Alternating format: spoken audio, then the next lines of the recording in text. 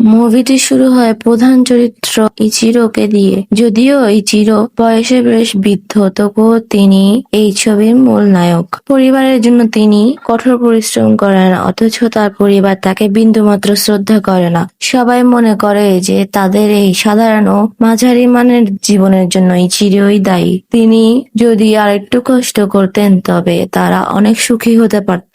Ichiro নিজের পুরো জীবন উৎসর্গ করে তাদের জন্য একটি বাড়ি বানিয়ে দিয়েছেন, তবুও কোনো প্রশংসা পাননি। ঘরে, কর্মক্ষেত্রে কিংবা বন্ধুদের কাছে কোথাও তাকে ভালো মানুষ হিসেবে গণ্য করা হতো না। দিন যত যাচ্ছিল তার আত্মবিশ্বাস ভেঙে পড়ছিল এবং তিনি ভীতু হয়ে উঠেছিলেন।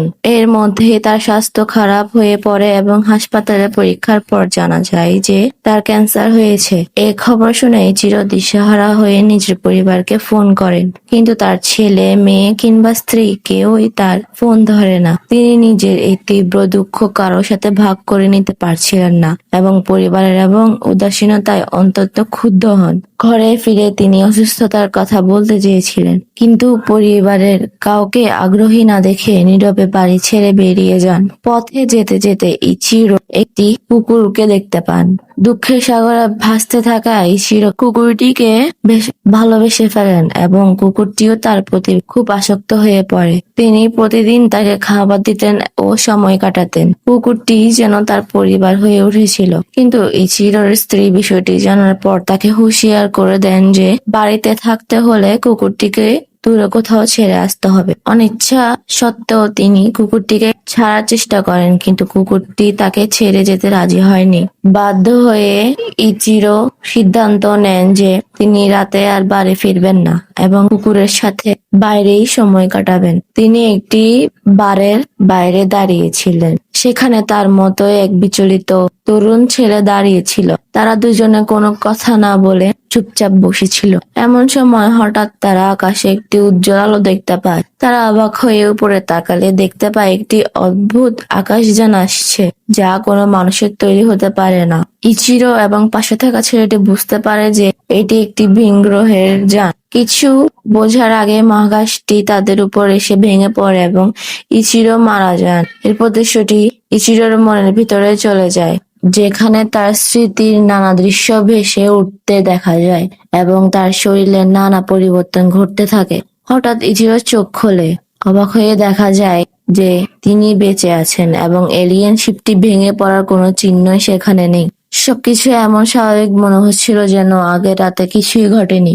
এবার পুনর্জন্মের পর ইচিরো নিজেকে বেশ আত্মবিশ্বাসী অনুভব করেন। তিনি আগের রাতের মতো ভয় না পেয়ে কুকুরটিকে সোজা নিজের বাড়িতে নিয়ে আসেন এবং সাহসের সাথে নিজের কাজ শুরু করেন।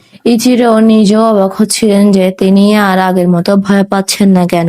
তাছাড়া তার শরীরে তীব্র গরম অনুভূত হচ্ছিল। তিনি স্বাভাবিক মানুষের সাধ্যের অতিরিক্ত পানি পান করেও স্বস্তি পাচ্ছিলেন না। ঘরে ফিরে জামা কাপড় খুলতেই দেখা যায় তার শরীর থেকে ধোঁয়া বের হচ্ছে। হতাশ হয়ে শরীরে হাত দিতেই একটি বোতাম চেপে যায় এবং তার একটি নখ ভেঙে যায়, কিন্তু সেখান থেকে কোনো রক্ত না বেরিয়ে চার্জিং পোর্ট দেখা যায়। ঘাড়ে হাত দিতেই সেখানেও আরেকটি বোতাম পাওয়া যায়। বোতামে চাপ দিতেই তার মাথা ও শরীর কোনো রোবটের মতো খুলতে শুরু করে। হঠাৎ তার হাতগুলোতে শক্তিশালী অস্ত্র তৈরি হয়ে যায় এবং কোমরের অংশে ফ্লাইং মেশিন ও জেট ইঞ্জিন উন্মুক্ত হয়। হঠাৎ তিনি এখন একটি সাইবর্গ মানুষ ও মেশিনের এক অদ্ভুত রূপান্তর, যা সেই এলিয়েন শিপটি ভেঙে পড়ার কারণে ঘটেছিল। ঠিক সেই মুহূর্তে কেউ একজন ঘরে ঢুকলে ইচিরোর শরীর আবার স্বাভাবিক হয়ে যায়। তিনি বুঝতে পারেন যে তিনি আর কোনো সাধারণ মানুষ নন, তবে তার কি কি ক্ষমতা রয়েছে সেই সম্পর্কে তখনও তার পুরোপুরি ধারণা ছিল না। দৃশ্যপট পরিবর্তন হয়ে আবার সেই ছেলেটিকে দেখানো হয় যে দুর্ঘটনায় ইচিরোর সাথে ছিল। ছেলেটির নাম হিরো। ইচিরোর মতো তার শরীরেও অনেক পরিবর্তন এসেছিল। টেকনোলজিতে দক্ষ হওয়ায় হিরো খুব দ্রুত তার এই ক্ষমতার বিষয়গুলো বুঝে ফেলে এবং তা কিভাবে ব্যবহার করতে হয় তা আয়ত্ত করে নেয়। সে বুঝতে পারে যে যে কোনো ইলেকট্রনিক ডিভাইস নিয়ন্ত্রণ করা, আঙ্গুল দিয়ে গুলির মতো করে হামলা করা সহ অনেক কিছুই সে করতে সক্ষম। হিরো তার এক বন্ধুকে এসব কথা বলে, কিন্তু বন্ধু বিশ্বাস না করায় সে হাত নাড়িয়ে পার্কিং এ থাকা একটি গাড়ি চালিয়ে দেখায়। এতে তার বন্ধু অবাক হয়ে যায়। তবে হিরোর মন মানসিকতার অবস্থা ভালো ছিল না। সে মানুষকে একদম পছন্দ করতো না এবং তার পরিবার বলতে ছিল শুধু তার মা। তার বাবা টাকার লোভে অন্য নারীকে বিয়ে করে তাদের ছেড়ে চলে গিয়েছিল। বাবাকে নতুন পরিবারের সাথে সুখে থাকতে দেখে হিরোর মনে প্রতিশোধের আগুন জ্বলতো। ইচিরো পরদিন সকালে অফিসের উদ্দেশ্যে বের হয়ে রাস্তায় একটি আহত পায়রা দেখতে পান। ছটফট করতে থাকা পায়রাটির অসুখ ইচিরো বুঝতে পারেন এবং তাকে স্পর্শ করতে তার ভেতরে রোবোটিক পাওয়ার পায়রাটিকে পুরোপুরি সুস্থ করে দেয়। এভাবেই ইচিরো তার প্রথম ক্ষমতা সম্পর্কে জানতে পারেন। এরপর একটি হাসপাতালের পাশ দিয়ে যাওয়ার সময় এক মায়ের কান্নার শব্দ শুনতে পেয়েই তিনি ভেতরে যান এবং মা তার মুমূর্ষু সন্তানের জন্য চিকিৎসকের কাছে আকুতি জানাচ্ছিলেন। ইচিরো শিশুটিকে স্পর্শ করতেই তার ভিতরের ক্ষমতা কয়েক সেকেন্ডের মধ্যে শিশুটিকে পুরোপুরি সুস্থ করে তোলে। এতে আনন্দে আত্মহারা হয়ে ইচিরো সিদ্ধান্ত নেয় যে তিনি এই ক্ষমতা মানুষের ভালোর জন্য ব্যবহার করবেন। অন্যদিকে হিরো সিদ্ধান্ত নেয় সে এই ক্ষমতা দিয়ে কষ্ট দেওয়া সবাইকে শিক্ষা দেবে। সে স্কুলে গিয়ে সবাইকে ভয় দেখাতে শুরু করে এবং নিজে ওখানকার রাজা মনে করতে থাকে। সে তার বাবার বাড়িতে গিয়ে সবাইকে মেরে ফেলার কথা ভাবে, তবে মায়া হাওয়ায় ফিরে আসে। কিন্তু তার ভেতরে রাগ প্রশমিত হচ্ছিল না। বাড়ি ফেরার পথে একটি পরিবারের হাসি খুশি আওয়াজ শুনে হিংসা ও ক্রোধে অন্ধ হয়ে সে ঘরের ভিতরে ঢুকে পরিবারের সবাইকে গুলি করে হত্যা করে।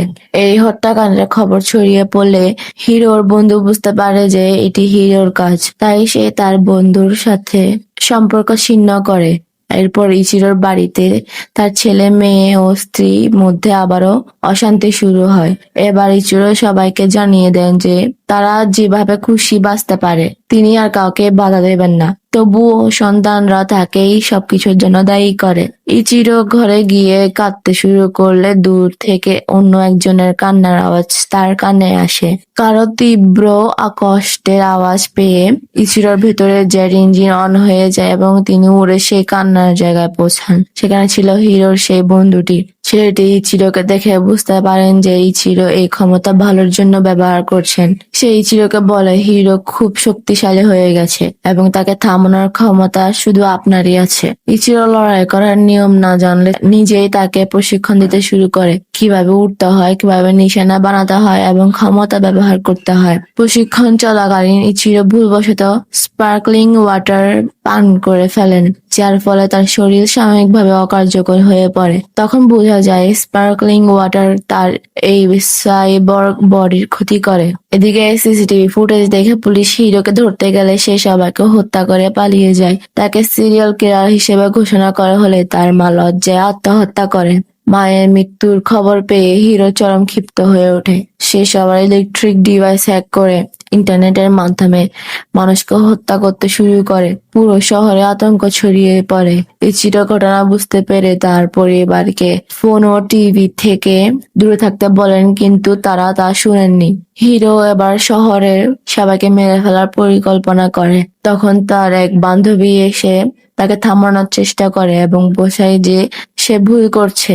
মেয়েটির কথায় হিরো আবেগপ্রবণ হয়ে পড়ে এবং আর কখনো মানুষকে না মারার প্রতিজ্ঞা করে। কিন্তু ঠিক তখনই পুলিশ এসে হিরোকে লক্ষ্য করে গুলি চালাতে থাকে। হিরো নিজেকে বাঁচাতে না চেয়ে সেই মেয়েটিকে বাঁচানোর জন্য তাকে জড়িয়ে ধরে মাটিতে শুয়ে পড়ে। সেনা সদস্যরা পিছন থেকে নির্বিচারে গুলি চালায়। হিরোর কিছু না হলেও তার সেই বান্ধবী মারা যায়।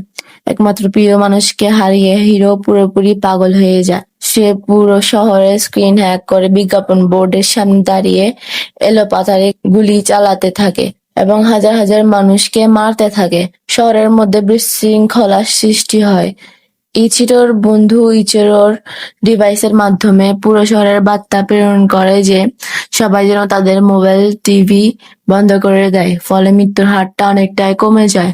উপায় না দেখে হিরো একটি উঁচু ভবনে উঠে তার শরীর থেকে ক্ষেপণাস্ত্র ছুড়তে শুরু করে। ইচিরো তাকে থামাতে সেখানে পৌঁছান। সেনার হেলিকপ্টার এলো, হিরো সহজে তাদের হারিয়ে দেয়। লড়াইয়ে ইচিরো বয়সের কারণে সুবিধা করতে পারছিলেন না। তখন ইচিরো বুদ্ধির জোর খাটান। তিনি হিরোকে বোঝান যে দুজনেরই পানির প্রয়োজন এবং তাকে পান করার জন্য স্পার্কলিং ওয়াটার দেন। হিরো না জেনে তা পান করে ফেলে, তবে তার শরীর উন্নত হওয়ায় তা সাথে সাথে প্রভাব ফেলেনি। কোনো উপায় না দেখে ইচিরো নিজের জীবন উৎসর্গ করার সিদ্ধান্ত নেয়। তিনি হিরোকে জড়িয়ে ধরে রকেট অন করে সোজা মহাকাশের দিকে নিয়ে যান। মহাকাশে যাওয়ার পর হিরোর পেটে থাকা স্পার্কলিং ওয়াটার কাজ করা শুরু করে, যার ফলে একটি বিশাল বিস্ফোরণে হিরোর শরীর টুকরো হয়ে যায়। ইচিরো ভাবেন তিনি জিতে গেছেন। তিনি পৃথিবীতে ফিরে এসে একটি ভাঙা ভবনে যান যেখানে তার আহত মেয়ে তাকে ডাকছিল।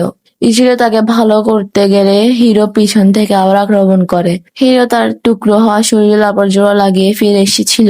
সে ইচিরোর সামনে থেকে তার মেয়েকে গলা টিপে ধরে টেনে নিয়ে যায়। নিজের মেয়েকে বিপদে দেখে ইচিরোর ভেতর এক নতুন ও তীব্র শক্তি উদ্ভব ঘটে।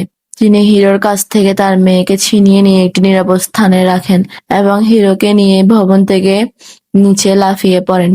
ইচিরো হিরোকে এতটাই নির্মমভাবে প্রহার করেন যে হিরোর সাইবর্গ বডি পুরোপুরি চুরমার হয়ে যায় এবং সে চিরতরে মারা যায়।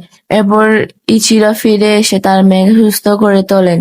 মুভির শেষে দৃশ্যে দেখা যায় ইচিরো তার পরিবারের সাথে সুখে আছেন এবং পরিবারের সবাই এখন তাকে চরম শ্রদ্ধা ও ভালোবাসায় ভরিয়ে দিচ্ছে। আর এভাবেই মুভিটি শেষ হয়। তো বন্ধুরা, মুভিটি ভালো লেগে থাকলে ভিডিওতে একটি লাইক করুন এবং এমন আরো ভিডিও পেতে চ্যানেলটিকে সাবস্ক্রাইব করে রাখুন।